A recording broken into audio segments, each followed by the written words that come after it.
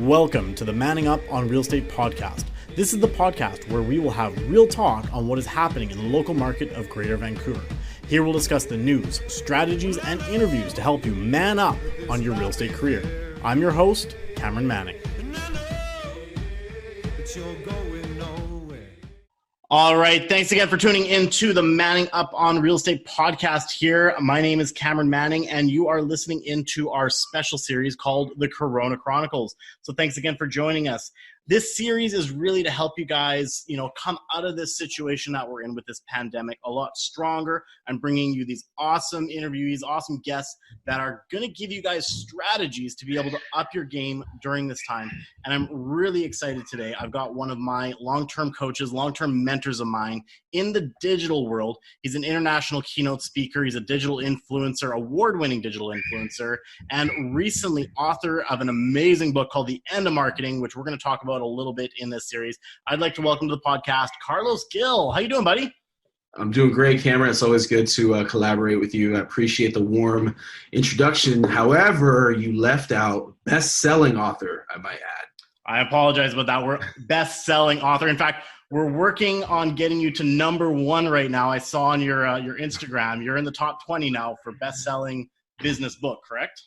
I am. It was 15 as of yesterday. I haven't checked yet this morning here today. But what's interesting about the book, The End of Marketing, is that when it came out at the end of last year in October, for many weeks, it was number one best-selling new release in the business category in Amazon. Like I said, that was for weeks at a time. And then once the newness kind of wore off, other books kind of took the top of the charts. And what I'm finding is there's this nice resurgence happening over the last month.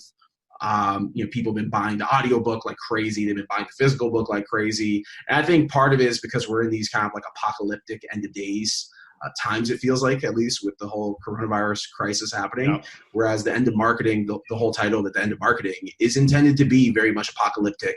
The whole premise of the book is why you should be turning to social media to humanize your brand in the age of AI, otherwise known as artificial intelligence and social media. So I think that the book itself is being fruitful for many out there at the right time, in which, folks such as, in the real estate industry, for example, mortgage, insurance, what have you, they're having to find ways to get creative to stay afloat and still earn a living. And, that's kind of why now I've had Carlos here on the podcast before, so he's no stranger to the Manning Up on Real Estate podcast. But I thought now's a great time to bring Carlos back because of everything that's happening.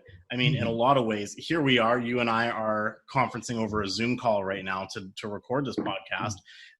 In almost every category right now, things are going virtual right now. Things are going digital.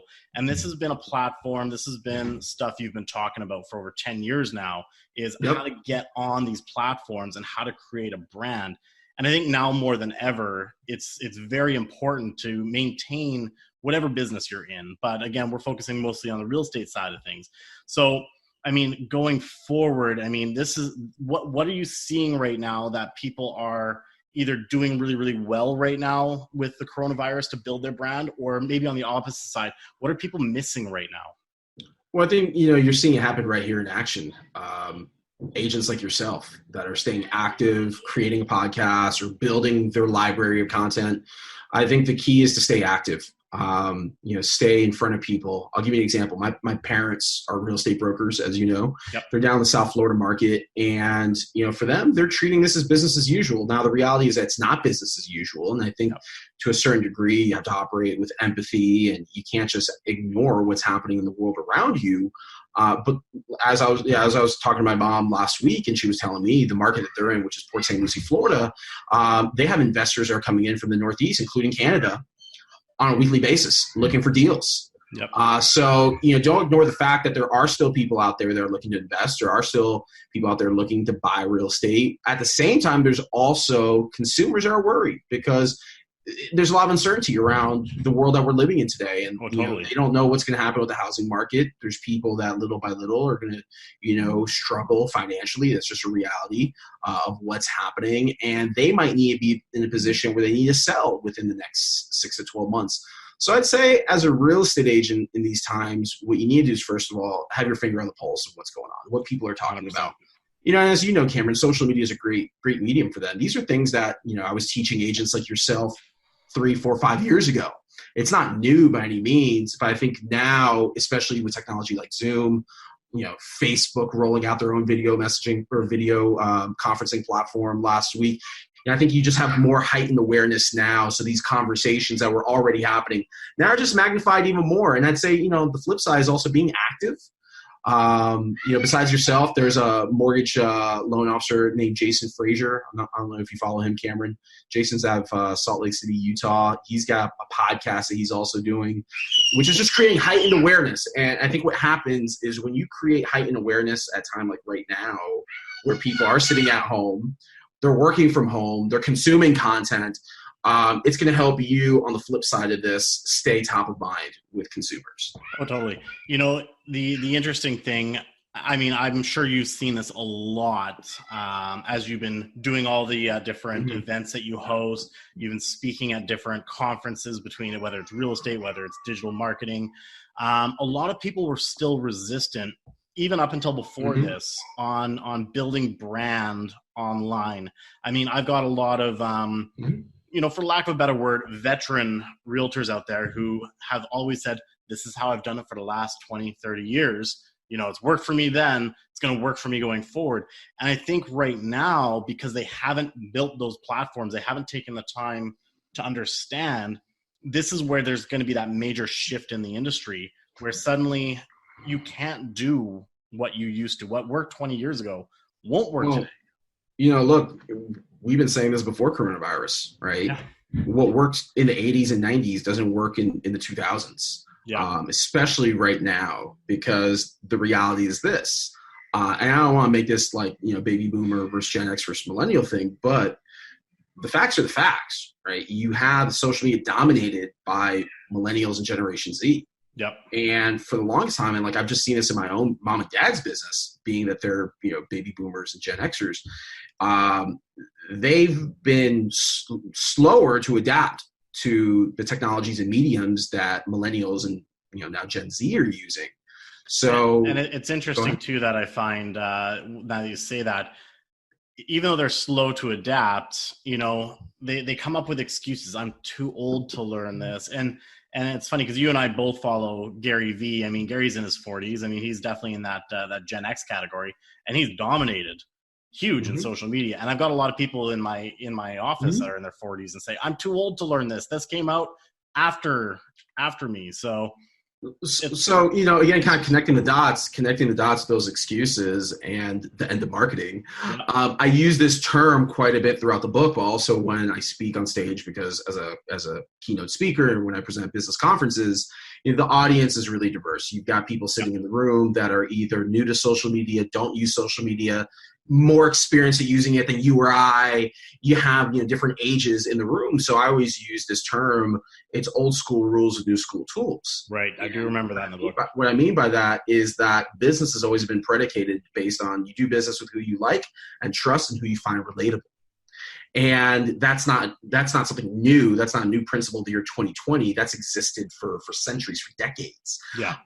Social media just gives you that bridge between you and your consumer, and it gives you an opportunity to broadcast out to the world, almost like having your own reality show or your own news network, which I find to be really advantageous. And that's what I try to teach other, let's just say, older professionals, whether they're in real estate or marketing or any other industry out there. What I've been trying to teach for the last 10 years has been consistently the same.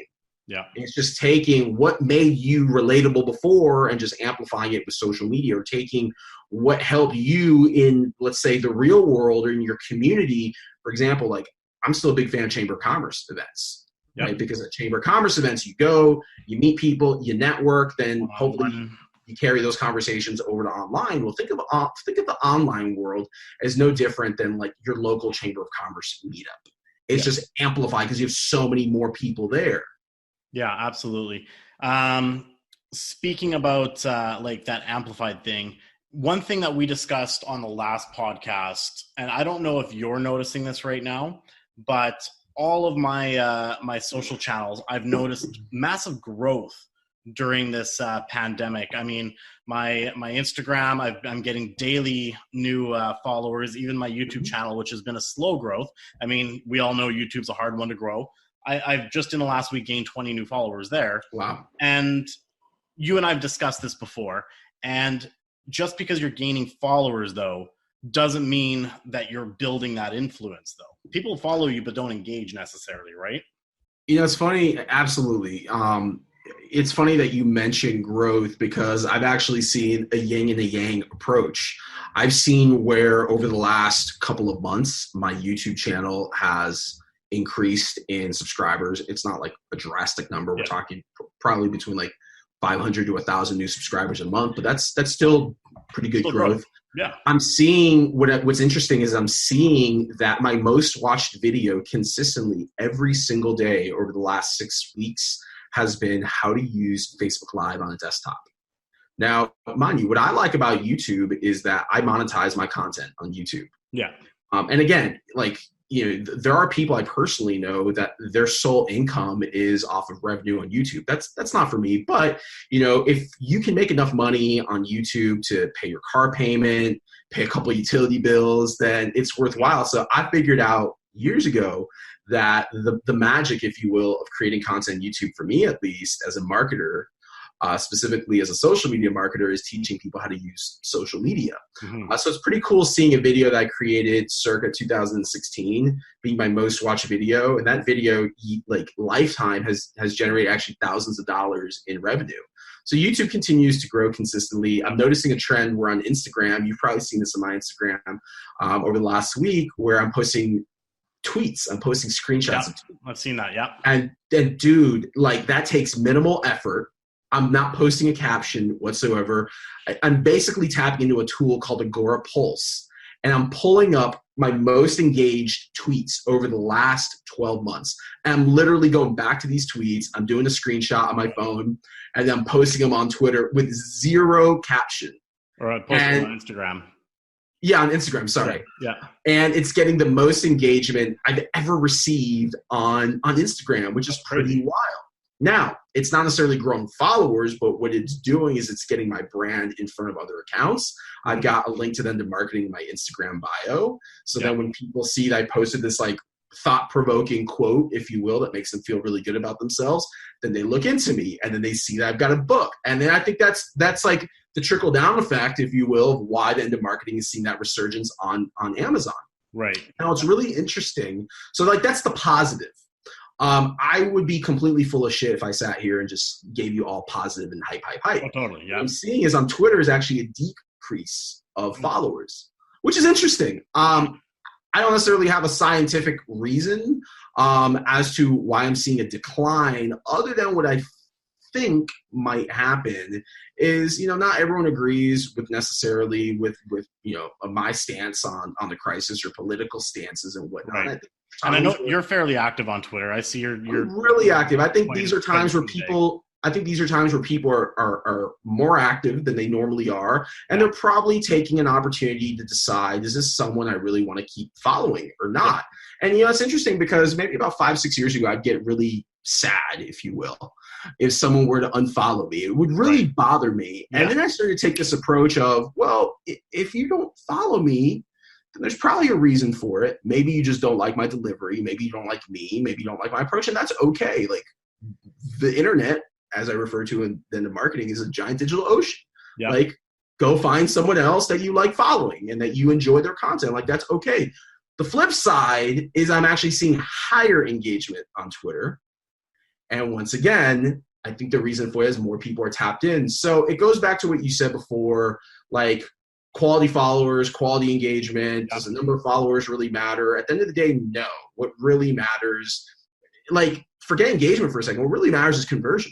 Yes, 100%. Are people landing on your accounts and actually taking action to do something? Yeah. Are they visiting your website? Are they buying my book? Like, are they subscribing so they can be long-term in the funnel? Like, that's really what matters. Are they reaching out, wanting to know what's going on in the market, how you can help them sell their house, get a mortgage, whatever your profession is, right?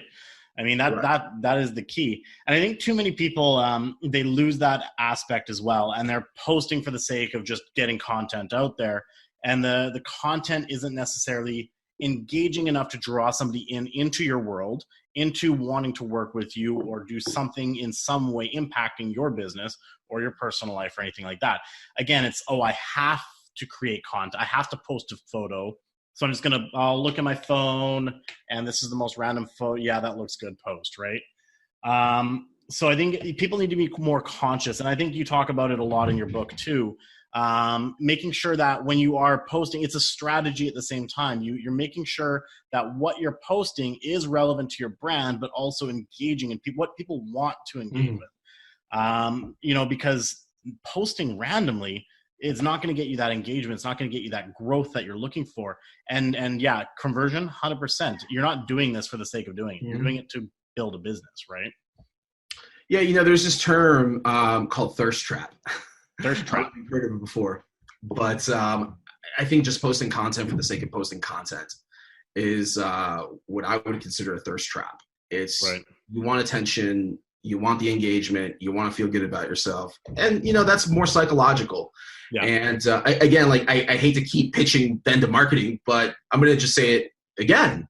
Through the book that I wrote, I started analyzing the psychological impacts and effects that social media has. And a lot of why we do what we do is oftentimes for validation.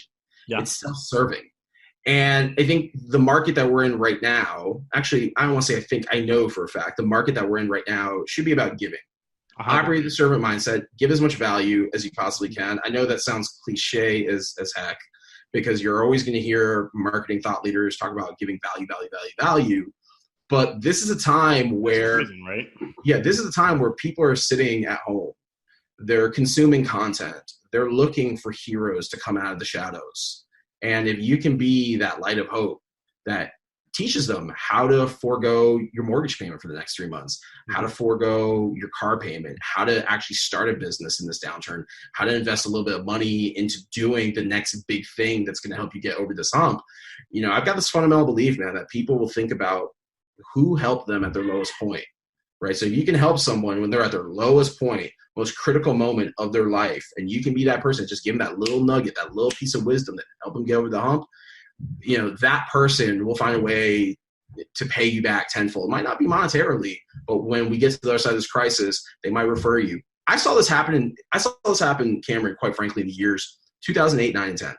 And I know we weren't connected back then, but I had an online job board called Jobs Direct USA. And I started up my company out of necessity. I'd lost my job. I worked in the financial services industry. I was in my mid-20s. I had no fallback plan. I didn't know anything about running a business, but I created an online job board to help people find work. And part of the work that I was doing was actually going into communities. It was hosting events called pink slip parties completely for free to help others find jobs. And while I didn't make money back then, what I did was I built a network. And by creating goodwill, when others found themselves in positions where they were finding jobs, then they thought about who was there for them when they were at their most critical point in their life and in their career.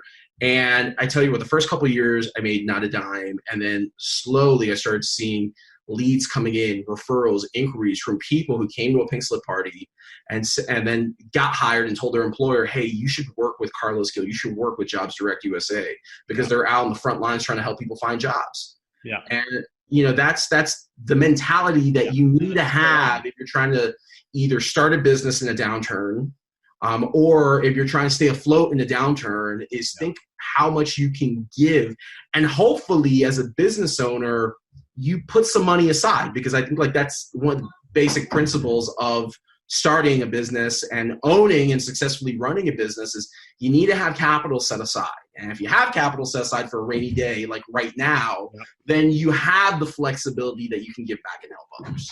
Absolutely. And even if you don't necessarily have as much capital, I think the tools that we're given right now through social media, forget the posting, forget the followers, but just you going out and engaging with your clients on the platforms that you're on, giving those little value tips, even just, hey, I hope you're doing well on a post that you see, those little engaging points is completely free, right? You don't have to do anything. There's so many tools that we're given now to engage. And I think that's the problem with most people right now is they don't look at the digital online world as a way that they can just reach out and connect. It's not about you having the clients come to you.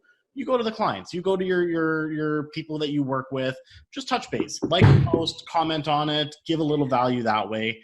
And if you see a question that you can add massive value, this actually just happened to a colleague of mine recently. Somebody was posting in an investment group, and they were completely off the mark understanding a certain strategy. So she just jumped in and said, hey, we do this all the time. This is how you would structure it. Boom, 2 people from that post alone, because it was so impactful, because nobody knew how to do it in our province, called her up and said, hey, I need advice. I've got this property. I love the strategy you talked about. And literally she was just trying to help somebody else out that didn't even contact her, right? So it's going out there and engaging in the community will help add value to your business down the road too, right? Yeah, and let me tell you something, because there's people that are probably listening to this or watching, and they're going to ask themselves, well, how can I just jump in and make myself available? And the answer to that is groups. So if you go on Facebook right now and you type in the city that you live in, actually try this. Just type in the city that you live in Facebook in the search bar and go to groups, and you're going to see, unless you live in some small remote town. But even then probably has one. Even then you could probably find something. But try this. Like if you're in Vancouver, type in Vancouver and go to groups, and you're going to see that there are groups established. There's everything from mom groups to bartering and trading groups, for sale groups, real estate. And you just start working those groups, and you're going to find that there are people that have all sorts of different needs. There might be people right now that can't get out to the grocery store that might need assistance. There might be people that are trying to trade or barter services. There might be people that are just concerned about what's happening and they need someone to talk to. And you can be there for them right now. Believe me when I say that will pay itself off. And it might not be monetarily from that person, but that person has influence. And I think this is where the online world, the real world, Cameron, is so different. We glorify people in the online world because they have a following and that they're verified on a social network and they're perceived to be as famous. But in the real world, it doesn't work like that. In the real world, everyone has a network. Everyone knows someone. Everyone has influence. And what your objective needs to be is that when someone thinks of the word realtor or real estate, your name is the first person that comes to mind. And again, these are things I was teaching 3, 4, 5 years ago to agents. And now it's more critical than it ever has been before. Yeah. It's funny because that's actually how Carlos and I actually met, was through one of the courses, right? I was in that position where I had the social media, but I wasn't utilizing it. I didn't know how to utilize it. Took one of those courses, and it just really, it wasn't exactly A to B, this is how you're going to grow a massive following that will lead you to $1 million. It was, here's what social media is about. This is what you need to do to get started. And from there, it's about experimenting with your group and posting and engaging and all of that stuff. But the key factor that I remember Carlos saying is you just got to get on and do it, right? And you got to be active, right? If you're not active on social media, you're not going to grow. And now more than ever, I do agree. We're stuck at home in a lot of ways. Most of my days are spent now at my kitchen table where I'm at right now, and looking at properties, emailing, phone calls, social media, and it's not actually necessarily going out into the field as often as I used to. We're looking at all of our properties digitally now. We're not going to see a property until we've absolutely made sure we want this property based on virtual tours, photos, for my investors, running the numbers, right? As an investor, if you're listening, you don't have to go view 10 properties before you buy an investment property. You run numbers on 10 properties, pick the number one, write an offer, subject to viewing, because you do want to see that it's in the condition it's being advertised at. But now all of a sudden you're not putting yourself at risk being out there. There's so many opportunities now digitally to still be active in your community, in your market, and provide value. Yeah, I think you bring up some really good points there, Cameron. And I'm currently working on doing a webinar and a course for agents to kind of guide them through this time. And a couple of things that I want to point out that really stood out to me based on what you just said is, first of all, if you have access to be able to provide personalized inventory to potential buyers or investors out there, then this is really a good time to start building up your email list. right? And it doesn't need to be fancy. It can literally be a daily email that goes out with like, here are the newest listings. Here's the inventory that exists. If you want to see anything, if you want to see photos, you want to see virtual tours, like I'm your guy, I'm your girl, let me know. And I'll go out and do like all the legwork for you.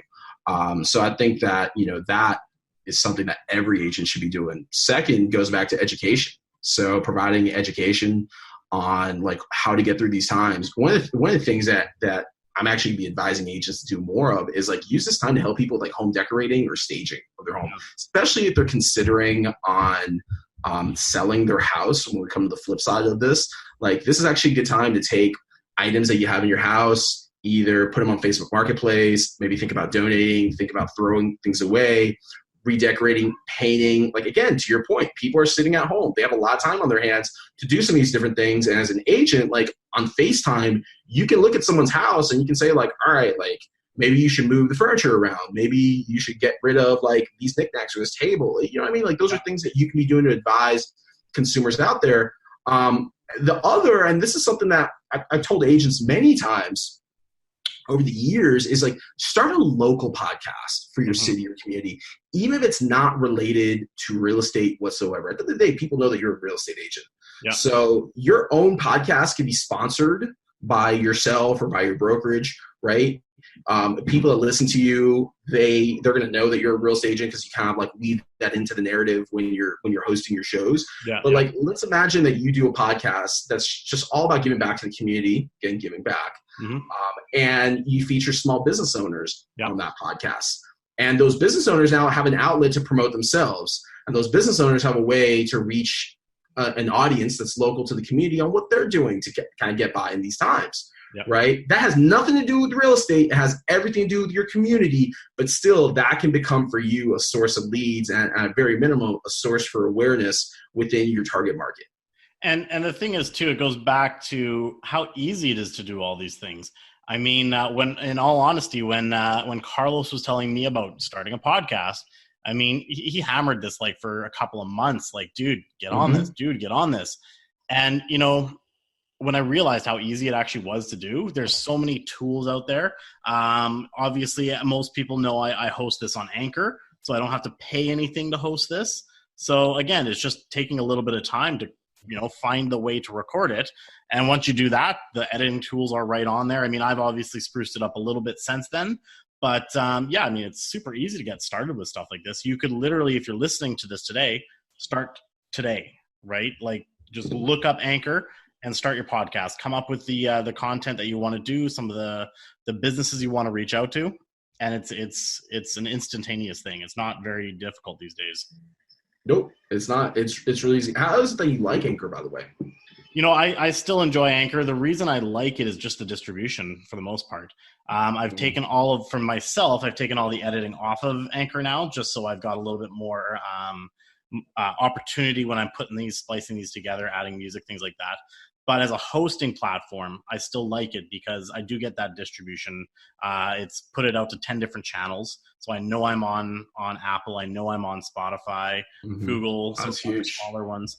And I think for me, that's the biggest thing, because if you were to go to each individual company, you're likely going to have to pay each one to host your podcast, which 100%. Again, it's not a big deal, but at the same time, all that adds up when you've got one platform that will do it for you, right? 100%. Yep. So, and again, it just goes to show that the tools are out there to make this as easy as possible for you. You just have to be in that frame of mind to go and look for it, right? Yeah, I'll give you an example. I've been studying over the last month Shopify. I want to get into e-commerce. So I've been studying the Shopify platform. I've been studying Facebook, not Facebook. I've been studying Amazon, their marketplace as well, for a couple different business ideas that I'm working on developing. And I love learning new things. To be frank with you, it's very humbling. Especially, you're back to square one, and you're back to square one, and you're just kind of there in the lab and you're figuring things out and you're having to pay people to do things. I like that stuff, man.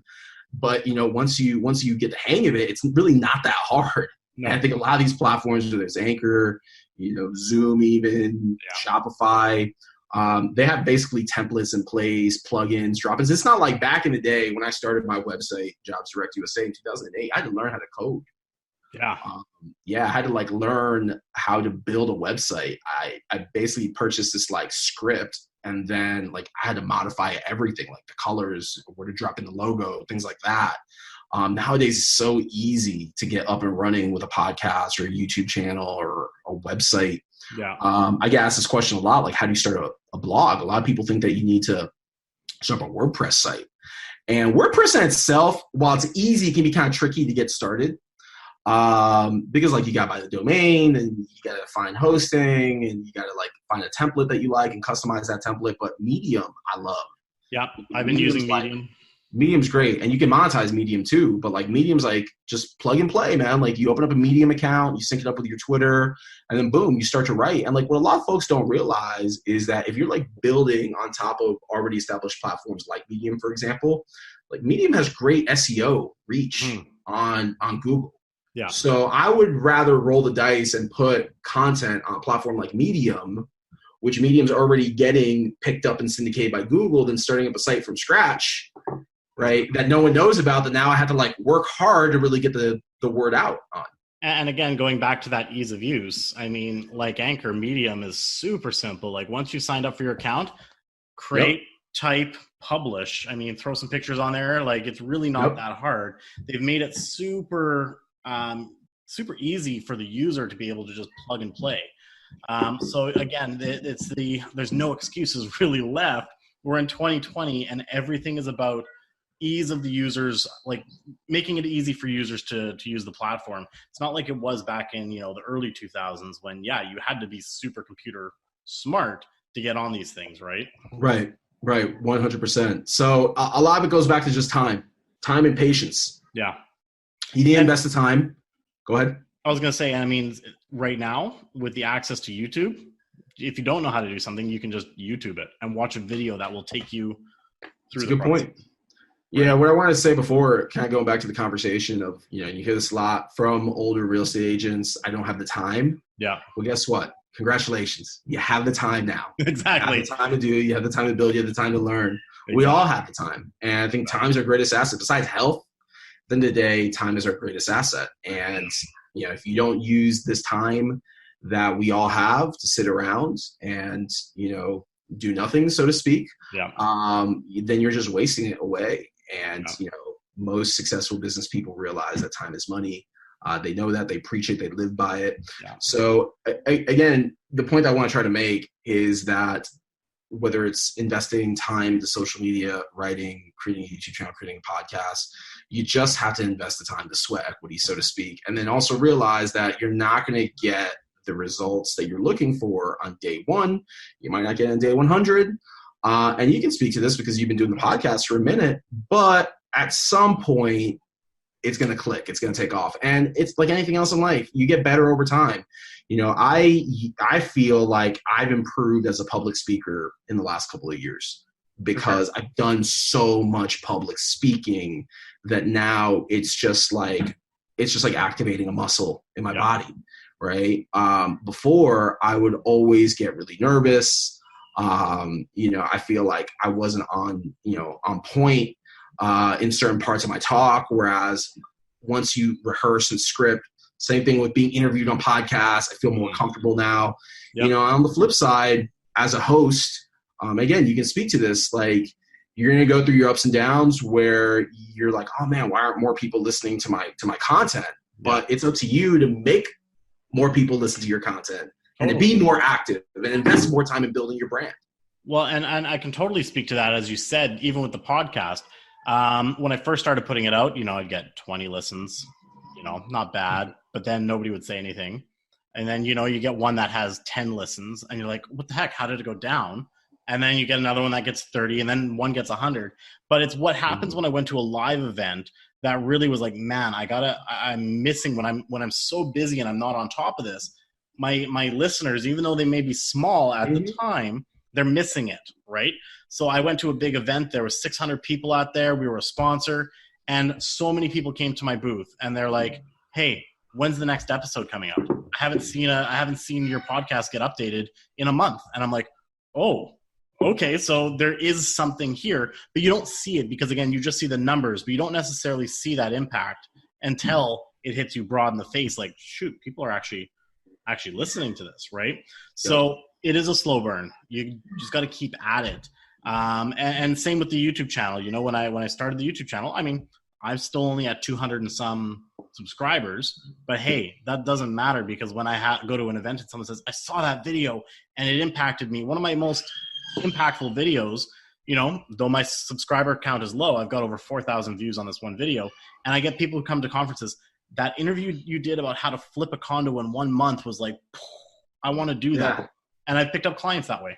And it goes back to quality versus quantity. But since we're going to talk about quantity now, take a look at just for fun, take a look at your lifetime views on your YouTube channel. Yeah. And it's going to be in the thousands. And that's the number that I kind of like relish over, because that really means a lot. That, you know, for example, like in my case, not to boast, but like, I think there's like 4 or 5 million lifetime views, right? That means something to me. Yep. That means more than having 18,000 subscribers, because that means that millions of eyeballs have seen my content throughout the years, which is great. But the quality is really what counts, right? Those 200 subscribers, if they are quality subscribers that are following you, promoting you, referring you, and granted, you know, it's not going to be everyone, right? But if you can find a way to convert even a tenth of your subscribers or followers into at some point a customer, then dude, you're winning, and you're a lot further ahead than when you started. And that's kind of like a theme of my Instagram post that I put today online. And I also, the same caption, tweeted it yesterday. You know, I've been in the social media game now for well over a decade. Just crazy how fast time goes by. I've been doing this now for 13 years. And even though, you know, you had some very nice words to say at the beginning, best-selling author, award-winning digital storyteller, you know, there's days where I really feel like I'm just getting started. Yeah. And I'm not necessarily rich and famous. I've just been doing this long enough that I've been able to build a living for myself and do fairly well for myself as well. Mm-hmm. But this is such a long game. It really, really is a long game. Yeah. And, you know, that's the way that you got to look at the online marketing space, especially nowadays. So noisy, so crowded. I mean, and getting more crowded as we're stuck at home too. It really is. It really is. But as long as you're a player in the game, you got a horse in the race. And that's like the point that anyone listening to this or watching should take away from this interview, at least, is that if you got a horse in the race, you're in the race. If you're on the sidelines with no horse in the race, then you're watching everyone else. That's fantastic. So I want to kind of take the direction over to the end of marketing. Obviously, got a copy here. I do, guys, if you're listening to this book, pick up a copy of it. Or even better, if you want to listen to Carlos, he's got a great speaking voice. I mean, he's an international public speaker. You can listen to him on Audible. That's what I did. I'm a big fan of listening on Audible, which those who listen to the podcast have heard me say that a lot. Because, again, I can then maximize my time as a realtor. I'm out on the road. I'm going to listen to a podcast versus the radio. Especially the radio is just full of garbage right now with everything. With the coronavirus, there's so many thoughts going on. I'd rather put something in my head that's going to help grow. And the main key factor here is that he talks about humanizing your brand in an age of social media and AI. Building that human capacity or that human element into your social media is really key. So we've talked a lot about it, but really from your perspective, what are some of the key takeaways that if someone were to read this book today that they should be focusing on, looking into in the book? Man, such a good question. First and foremost, having a strategy for each social network is critical. There's this misconception that I think a lot of people make, whether they work in marketing or not, that you have to be on every social network because every social network is going to give you reach. And yes, to a degree, it's true. Every social network is going to give you reach in a community that already exists. However, every social network also appeals to a different audience, and the way content's created and consumed on those social networks is not one and the same. So, for example, TikTok is really hot right now. I know, Cameron, that you're killing on TikTok. You're a big fan. I was wondering if he was going to bring it up. I personally am not a fan of TikTok, and the reason for that is because I realize the audience that I speak to and the audience that's consuming my content based on data is not the average demographic on TikTok or age range that's on TikTok. TikTok appeals to a much younger audience. Now, the yin and the yang from what other marketing thought leaders and gurus are going to tell you is that hook 'em young, right? Start building up 13 and 14-year-olds to be your fans today, and then 10 years from now, they'll be your super fans. And I think at the end of the day, if you put good content out into the world, people are going to find ways to consume it, whether they're 13 or whether they're 80. People are going to find good, ways to consume it. So instead, my recommendation is go where your community lives. Yeah. Whoever your target buyer is. So like in my case, the reality is that I sell agency services to CMOs. I sell agency services to directors and VPs of marketing and social media. They're probably not going to be on TikTok looking to hear from a marketing thought leader. They might be on TikTok to see what their kids are posting. They might be on there just because they enjoy passively seeing videos, but they're probably not going there with the intent of seeing Carlos Gil or someone like me teaching and talking about social media marketing. Yeah. Instead, they go to LinkedIn for that. Instead, they go to YouTube for that.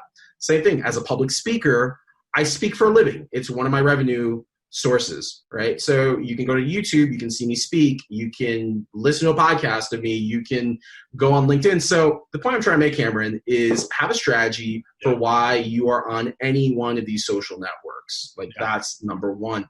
Two kind of goes along the lines of what I just said, is know your audience and what it is that they specifically want. Social media can be a complete waste of time if you're not strategic and if you're not speaking to the right audience. I'd say number three is find ways to stand out from the crowd. And that takes time. I mean, that's like really, really tricky, but you should be known for something. Mm-hmm. So when I first started going down this path of building a brand for myself, I was in the HR space. I was building an online job board. And then I started pivoting away from that. And for a period of time, I kind of, as I was trying to discover myself and my voice and the value I bring to the whole digital ecosystem, if you look at my YouTube channel circa 2014, I was doing family vlogs. I was like all over the place. And then there came a point in time right around when Snapchat became really hot where like I hit this peak where I started realizing like, okay, people don't really want to see the family side of me. They really want to more so see like the side of me that's like motivating, enthusiastic, getting people all hyped up. But then people are going to YouTube to like learn and teach them things. Yeah. So I started finding that voice and that balance across social networks. And I think now, especially like with the book, people, they just look at me as like, here's a guy who's like relatively younger, has good tonality, good camera and stage presence, and I can learn things from him. And that's like the strength that I just play into. Mm-hmm. Dude, that takes a while. What I just described to you and anyone listening is 13 years of trial and error and A/B testing. I mean, I still remember the "What up, Snapchat fam?" I mean, it was who you were back then, but it's evolved, right? And the strategy changed. Yeah, and it really took for me to sit down and write them to marketing to realize that a lot of what we see and what we create on social media, it's scripted business theater. Yep. We all kind of have a gimmick. We have a persona. It's funny because, my brother-in-law, Reggie, he's like new to social media now. I know that you and him have interacted a little bit on Instagram. Yeah. And I keep telling him like, dude, if you really were to study the market of social media marketers like I have, you realize everyone kind of has their own gimmick. Yep. I look at everything as like pro wrestling meets hip hop. Everyone has their own gimmick. Everyone has their own fan base. They're either a heel or a face. You got factions. That's just the way this game works. I would take what you see on social media with a grain of salt until you actually meet people in person. Absolutely. So again, it's taken me a while to figure this out. It's taken me a while to figure out what my plays, but through the end of the market, and you can tell me because I'll be completely transparent. I haven't listened to the audiobook. I recorded it. It's my voice. And I sat in the studio for 3 days and I read the book out loud. But man, since October, over the last 7-8 months, since the book came out, I haven't actually sat down and like reread my work. I just hear what people say to me, and the consensus is it's a really easy read, which is by design. Like I myself don't sit down and read books. So when I sat down and wrote The End of Marketing, I wanted it to be an easy read. I wanted to feel like I'm taking you on this journey of all the things I feel you need to know and implement in your business. And even if you don't implement all of them, if you learn 1 or 2 nuggets along the way and you're a lot further ahead than where you were when you started reading the book, then we're good. I think I put on the my Amazon review of the book that it reminded me a lot of the 4-Hour Work Week.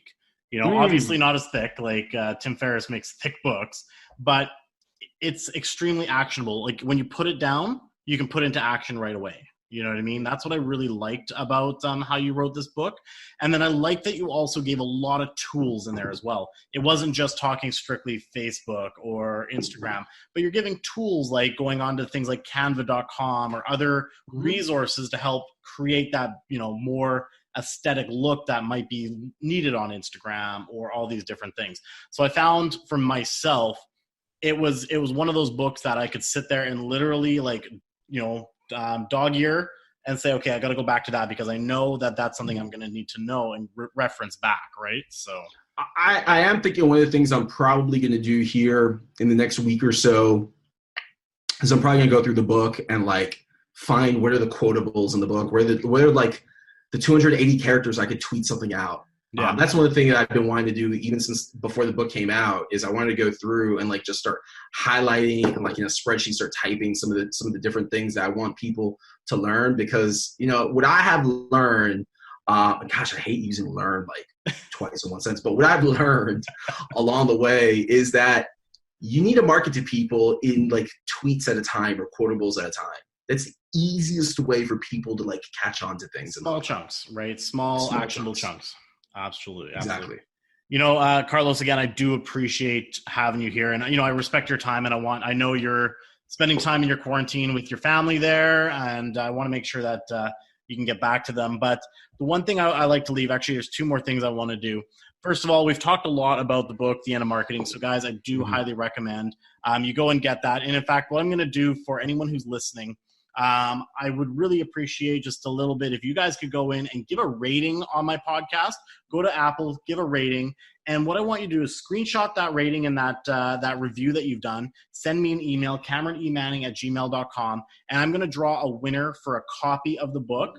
So guys, go and give me that review. I really appreciate all the I get a lot of texts, I get a lot of calls saying how much you guys are enjoying the content. But if you can just give that little bit back, just throw that review on. That'll mean a lot to me.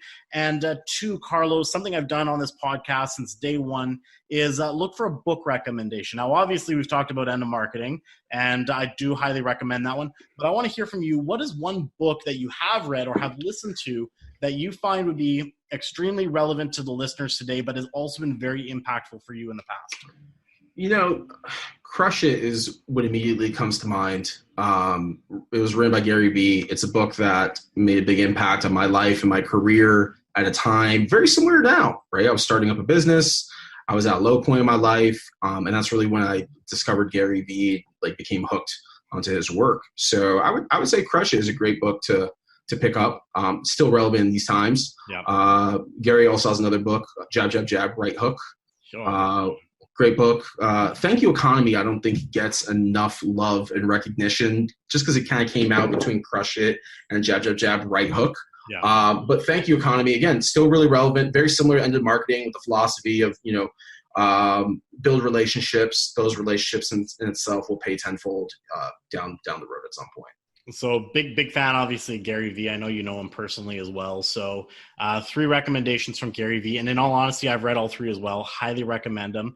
And again, if you are not somebody who can sit down and read a book, I do recommend going to audible.com, getting a copy of that. If you've got a membership, you can get it on a credit and listen to the book. There's some great, amazing tips for not just social media, but just building brand and building influence in those books. Yep. I do agree with you on the Thank You Economy. I mean, that one is huge on giving that value back, right? So, really 100%. Take that one to heart.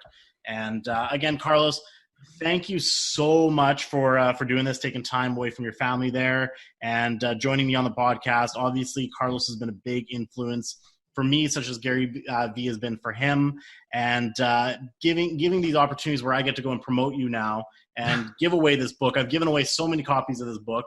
I appreciate it. Yeah, absolutely. I mean, he's given me so much, so I wanted to give back to him. And I do recommend, guys, go and check Carlos. Carlos, what's the best way if someone does want to connect with you, they want to get access to your content or any courses? Because I know you got several courses online people can tap into too. What is the best way that they can get connect with you? Well, first of all, before we wrap up, I want to say thanks to you, Cameron, because I'd say like out of all my followers and friends on social media, like you've always been like the real MVP, man. You've always been there in the clutch. You've been there to support, buying courses, buying books, and I really appreciate that. So believe you me, that does not go unnoticed. So thank you. Yeah, you're very welcome. Yeah, absolutely. The best way to get in touch is just find me on either Twitter or Instagram at CarlosGill83. I've got this philosophy that your Instagram or even your Twitter, it's the new business card, right? It's quick. You can just hit someone up directly. You can tweet at them. You can see what they're posting. I've got a website. It's carlosgill.biz, but in full transparency, it hasn't been updated in a very long time. Even the email address that's associated with the website is not one that I check on a daily basis. But and Cameron can attest to this, I check my tweets throughout the day. I check my Instagram DMs all the time. I live by this device. So the best way to get in touch is just at CarlosGill83 on Twitter or Instagram. At CarlosGill83. And what I'll do too, guys, is I'm going to drop some of the links in the show notes for this podcast so you can get in touch, including his Instagram, Twitter, and his website at the end of the day, because there is still ways to connect. And if you guys are interested in engaging more with this podcast, you can always reach out to me using the hashtag ManningUpRE, hashtag ManningUpRE. You can use that on Twitter, Instagram. Connect with me, guys. And of course, you guys can go and check out more video content if you're not if you want to sit down and consume some more video content, I've got some great videos up on the YouTube channel to give you different investment strategies. So that's youtube.com/Cameron Manning. As always, guys, I appreciate you listening into the podcast today. I appreciate you guys all engaging.